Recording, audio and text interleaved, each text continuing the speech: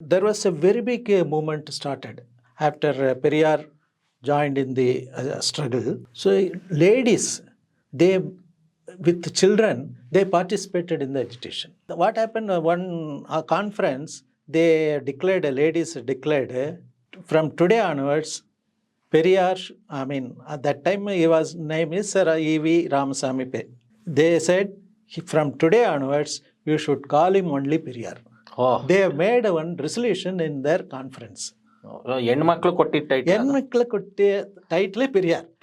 ಅದು ಮುಂದ್ರೆ ಪೆರಿಯಾರ್ ಅಂದ್ರೆ ದೊಡ್ಡ ಮನುಷ್ಯ, ಎಲ್ಲರೂ ಪೆರಿಯಾರೇ.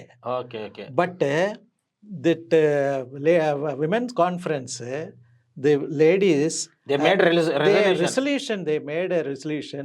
Hereafter, we should call only Periyar. That is the title given by Tamil Nadu women.